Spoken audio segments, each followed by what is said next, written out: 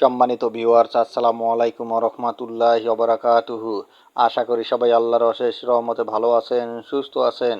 এই চ্যানেলে আরেকটি নতুন গুরুত্বপূর্ণ ভিডিওতে আপনাদের সবাইকে স্বাগতম। আজকে আলোচনা করব সর্বোচ্চ এবং সর্বনিম্ন যত টাকা বেতন বাড়লো সরকারি চাকরিজীবীদের। বিস্তারিত থাকছে ভিডিওতে। এই ভিডিওটি দেখার আগে যারা এই চ্যানেলে একদম নতুন তারা অবশ্যই চ্যানেলটি সাবস্ক্রাইব করে পাশে থাকা বেল আইকনটি প্রেস করে দিন।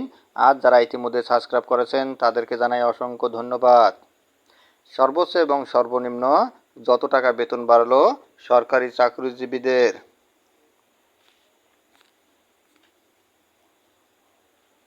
সরকারি চাকরিজীবীদের জন্য এবারই প্রথম গ্রেড অনুযায়ী মহার্ঘ ভাতা নির্ধারণ করা হয়েছে। পিছনের গ্রেড কর্মচারীরা তুলনামূলক বেশি হারে এই ভাতা পাবেন, আর সামনের গ্রেডের কর্মকর্তারা পাবেন কম হারে। অর্থ মন্ত্রণালয়ের প্রস্তাব অনুযায়ী 1 থেকে 3য় গ্রেড মূল বেতনের 10%, 4 থেকে 10ম গ্রেড মূল বেতনের 20%, 11 থেকে 20তম গ্রেড মূল বেতনের 25%। সর্বনিম্ন বেতন বৃদ্ধি 4,000 টাকা, সর্বোচ্চ বেতন বৃদ্ধি 7,800 টাকা। কোনো চাকরিজীবী 4,000 টাকার কম মহার্ঘ ভাতা পাবেন না। মহার্ঘ ভাতা কার্যকর হওয়ার পর আগে সরকারের দেওয়া 5% বিশেষ প্রণোদনা সুবিধা আর বহাল থাকবে না।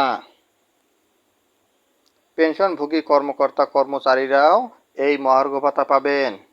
ইনক্রিমেন্টের সময় এটি মূল বেতনের সঙ্গে যোগ হবে। অর্থ মন্ত্রণালয় জানিয়েছে, বর্ধিত ভাতার অর্থায়নের জন্য উন্নয়ন বাজেট কমানো হবে।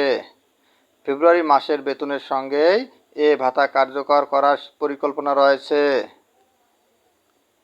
জনপ্রশাসন মন্ত্রণালয়ের সিনিয়র সচিব মোখলেছুর রহমান নিশ্চিত করেছেন, চলতি অর্থ বছরের মধ্যেই মহার্ঘ ভাতা ঘোষণা করা হবে, তবে নির্দিষ্ট হারে এখনও সিদ্ধান্ত হয়নি।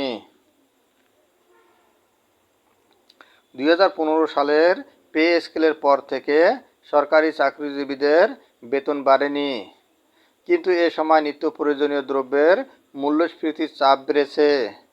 এই পরিস্থিতি মোকাবিলায় চাকরিজীবীরা দীর্ঘদিন ধরে মহার্ঘ ভাতার দাবি জানিয়ে আসছিলেন।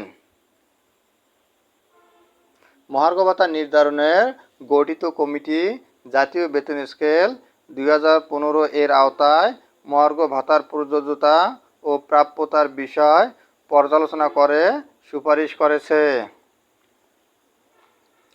অর্থ মন্ত্রণালয় জানিয়েছে, বর্ধিত ভাতার অর্থায়নের জন্য উন্নয়ন বাজেট কমানো হবে। ফেব্রুয়ারি মাসের বেতনের সঙ্গেই এ ভাতা কার্যকর করার পরিকল্পনা রয়েছে। জনপ্রশাসন মন্ত্রণালয়ের সিনিয়র সচিব মোখলেছুর রহমান নিশ্চিত করেছেন, চলতি অর্থ বছরের মধ্যেই মহার্ঘ ভাতা ঘোষণা করা হবে, তবে নির্দিষ্ট হারে এখনও সিদ্ধান্ত হয়নি। 2015 সালের পে স্কেলের পর থেকে সরকারি চাকরিজীবীদের বেতন বাড়েনি, কিন্তু এ সময় নিত্য প্রয়োজনীয় দ্রব্যের মূল্যস্ফীতির চাপ বেড়েছে। এই পরিস্থিতি মোকাবেলায় চাকরিজীবীরা দীর্ঘদিন ধরে মহার্ঘ ভাতার দাবি জানিয়ে আসছিলেন। মহার্ঘ ভাতা নির্ধারণে গঠিত কমিটি জাতীয় বেতন স্কেল 2015 এর আওতায় মহার্ঘ ভাতার প্রযোজ্যতা ও প্রাপ্যতার বিষয় পর্যালোচনা করে সুপারিশ করেছে। ধন্যবাদ সবাইকে।